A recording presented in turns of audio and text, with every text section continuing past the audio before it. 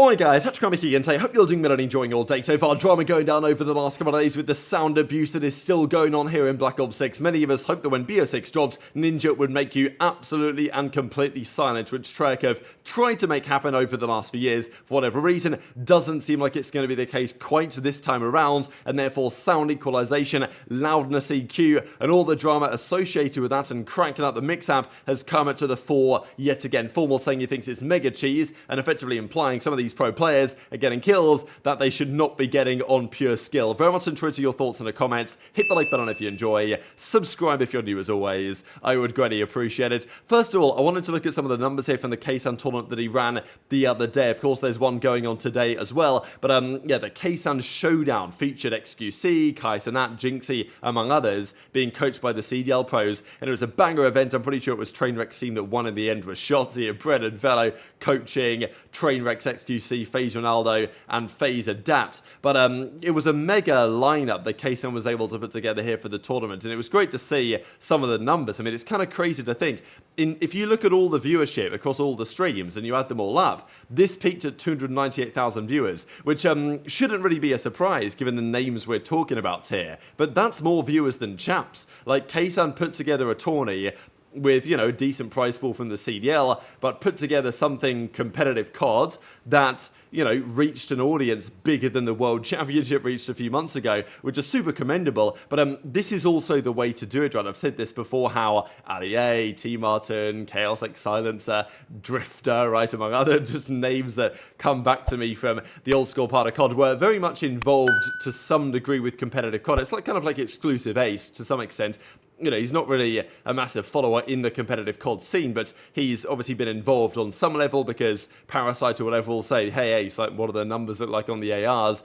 And then there's a bit of a discussion there. But I think having these content creators involved, at least to some degree in competitive COD, and everyone likes playing something competitive, right? It's just how it is. And Call of Duty competitive is a lot of fun. But, you know, whether it's any good, or at least whether it can be good as a competitive esports product, that is the question. It's kind of always been a bit of an uphill battle as a competitive Call of Duty esports fan, because the game just isn't as well supported by the developers as many other titles are. The fortunate thing is, though, that we do have a mega scene and community, and it's obviously a massive franchise in general, so you can get guys like this trying to play. But there's an argument that this single event, in terms of getting people at least, you know, aware of competitive Call of Duty and the Call of Duty League, and discovering some of the creators, some of the, obviously the COD pros that were involved, might have done more for the scene than, you know, lots of what we've seen over the last couple of years. It's very commendable. Of course, you'd argue that, oh, maybe, you know, Kaysan fans, they just watch him because it's Kaysan, but there will be a percentage of his fans that, you know, get involved a bit with Scrappy and HyDra and those guys because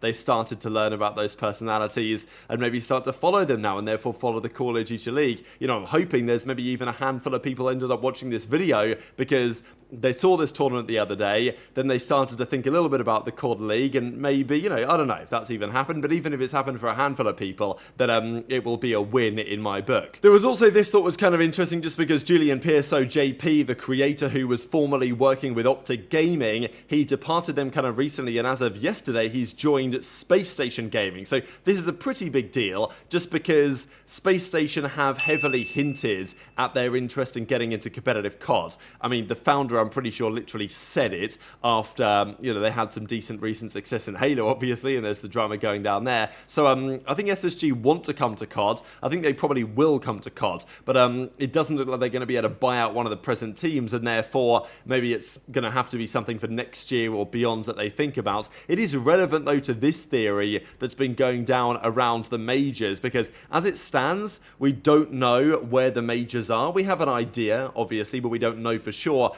There is rumoured to be a Chicago Major, and the Chicago Major, well, who's going to host it? Because it's not going to be COD League hosted. One of the teams is going to host it. The COD League has no money, basically. So Major 1, Barcelona, hosted by Toronto is what it's going to be. Major 2, we think, is possibly going to be Dallas, hosted by OpTic, or Fort Lauderdale, Miami, hosted by Miami. Major 4 is meant to be Chicago, hosted by who knows. And then Champs is in Toronto, hosted by Toronto. That is the rumour. But Major 4 is interesting, because if it is in Chicago, we haven't had a Chicago City since it was Huntsman a couple of years ago. And then, of course, Chicago moved to OpTic because they partnered with Dallas and Dallas Empire. And that's what's happened there. So the Chicago spot has been open in terms of geolocation for some time, and, you know, there's a theory that, well, if you're going to host an event in Chicago, you'd probably expect there to be a team there, wouldn't you? Like, usually that's the case. Not true for Barcelona, for example. There's no guarantee that you have to have a city based in a location to have an event there. Raleigh, of course, a couple of years ago was run.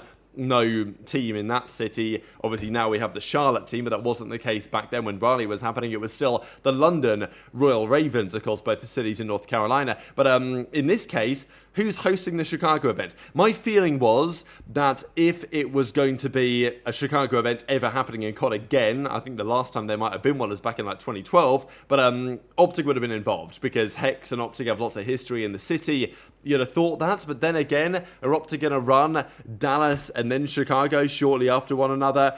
Seems kind of unlikely. Possible, but maybe kind of unlikely. So there is a theory that maybe Gentlemates are coming in and they're taking the spot, because they're taking Los Angeles Guerrilla's spot. We know that for a fact. There's no doubt on that one. But the question is, will they keep it in LA? Because Thieves have the dominion, really. Yes, Guerrillas technically own half of the city, as it were, that region. Thieves really are the team you think of when it comes to LA. So I don't think Gentlemates, I don't think it would be sensible for them to stay in Los Angeles. They are taking over the Guerrilla spots. We know that 99.9% sure. If they were to do it, could they, you know, play under the Chicago franchise and represent them there? It actually might make a bit of sense, especially a new organization coming and hosting an event in a new city would be very exciting. Never been to Chicago myself, so, you know, maybe there's something in that. Hopefully it works out. To be excited to go. Couple of quick things going on GAs as well, because as Clay says, ripping with the AK, says Ghosty to Clay, played that tournament, and, you know, Clay having fun competing in Black Ops 6, which is the classic, isn't it, really? It's like you retire from COD and you think, damn, like, could have played for another year, maybe, if the situation had been slightly different. But it was notable that this sniper rifle is seemingly A-OK. The current understanding is, unless this changes, which it may, but as it stands, the sniper is allowed in competitive COD this year with no attachments. That's the rule, and I think it's a pretty fair rule. The argument that I said yesterday is, as far as I'm concerned, the sniper is fine because you're never going to see 3 or 4 of them on a map, right? You're never going to see, like, multiple teams pull out multiple sniper rifles. Now, with a smoke grenade that doesn't necessarily work properly, the snipers can be difficult to counter, but often, if someone's sniping well on the other team, the counter is, well, you pull out your own sniper, you try and counter-pick them, and otherwise, you then, you know, take avenues that will shut the sniper down or close the distance in some way, or use utility to push somebody back from a site and then take control of something close quarters so the sniper isn't so effective. Like, there's far more strategy involved when snipers are in competitive play. So, as it stands, we believe that is how it is. So, that's very promising for the year. And I think Los Angeles Thieves will be happy about this as well, because they have a couple of guys. I mean, Scrappy can snipe, HyDra can snipe, Ghosty can probably snipe as well. Like, I think those teams are, you know, like, you don't need all of them to snipe, so maybe it doesn't really matter, and you just say to OpTic, alright, maybe Pred, Shotzzy, and Kenny aren't known for being great snipers, but Dashy is, so that's fine. They're not going to use 2. Give Dashy the snipe, and the same for Simp, maybe, to some degree, on FaZe. So, I think it's very exciting to see potential sniper duels back in action. I think I remember it was Arsenal Black Ops 4 when it was OpTic versus E United, and Dashy and Simp were kind of known at the time to go toe-to-toe in terms of the sniper rifle play, and there was a pick that Dashy got on Arsenal on Simp, but Simp got the same pick at the same time because it was projectile in that game. They literally both shot at the same time and the bullets both killed each other, and it was like, wow, that sums things up. And you know, with any luck, that will be the same type of story this year again with those top battles. This was cool though as well. Of course, Nadeshot's been absolutely grinding over the last few days, and he's picked up an HBR tattoo. Now, Hicks is actually bang on the money here, I'm not going to lie when he says, like, the gun was actually pretty good. This is what most people aren't necessarily aware of, is that actually the HBR-A3 that Nadeshot used and got clowned for was actually a very viable weapon shortly after it was already viable, and especially after the BAL then got nerfed, the ASM1 got nerfed, the HBR became the go-to gun, and it was already considered to be a pretty go-to gun in search and destroy circles. Nadeshot pulls it up for a couple of hills and gets clowned for the rest of the time, but, well, we see it on his arm here, and he got the OpTic tattoo as well, which I thought was kind of nice given his history as a player and an owner of these various teams. But wanted to share this clip for you guys from Zoomer here, kind of talking about with FormaL, what's happening with current sound EQ related abuse. We know that it's a big talking point as ever in the Call of Duty world.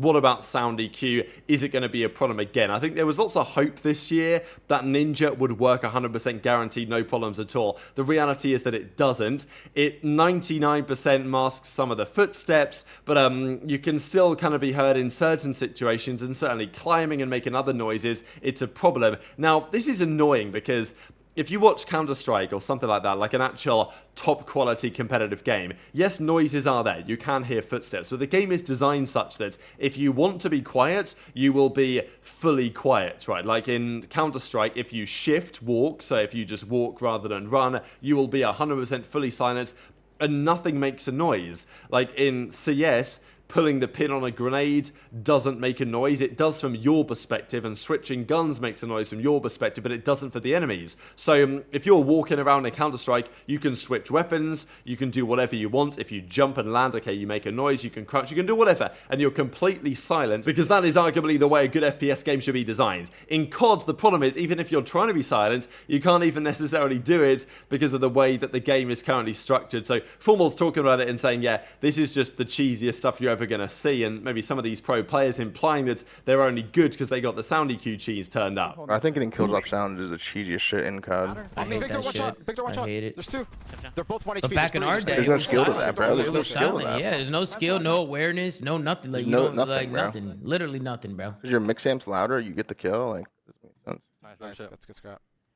Or just because you tweak your settings with that art of war shit. It's just like there's no way Trev doesn't add or just make Ninja completely silent. I don't know why they don't do it. My pitch on smile, bro. And it was this clip of Kenny here that I thought was quite remarkable, that he got heard in the corner because he YY'd. It's like, surely, and also, do we need to go to that level of effort, right? Like, is it necessary for the developers to really code into the game a noise for the opponent, what they hear when somebody changes their weapons? Like, I kind of get it if you're literally point blank to the guy. Like, if you're standing next to him, then sure. But I just don't really see why it is even needed in the game and exactly what advantage that it grants. Because, you know, it's like realism for the sake of realism, you know. But at the end of the day, we're trying to play a game here that's, well, at least I would like to see a game that's as competitive as possible within the boundaries that are plausible here in the Call of Duty world. And it sounds that does get quite frustrating because the players are playing a battle of who can have their mix amp turned up louder, and maybe even, you know, going one step further and starting to use some sound settings either in the game or in the PC itself in order to gain a competitive advantage, which may or may not be fair,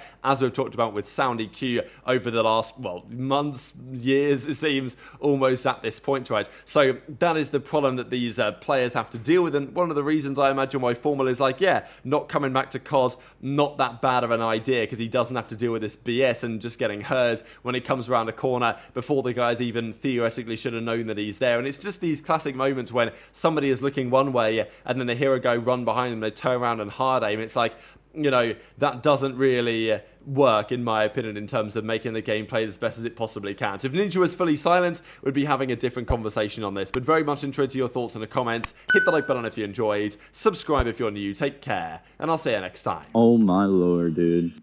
Yo, Nate, I know you don't want the smoke again, brother. I'm literally playing on linear on 11.6 sensitivity. I'm 32 years old. I'm so far out of my prime, you can't even comprehend. Shut the fuck up. You're washed. Yeah, motherfucker, you never been on, bro. You can't be washed, brother, because we don't even know who the fuck you are. Nate, you are goated, brother. I love you. Thanks, brother. You are goated, man. Your boy's a pussy dog. Fucking ghost, bro. Yeah, you're the goat, bro. Man. Thank you, gentlemen. Thank you. Would you guys say I'm better than Scum? Why everybody quiet down there? I'm going to assume your silence means yes. There you go, bro.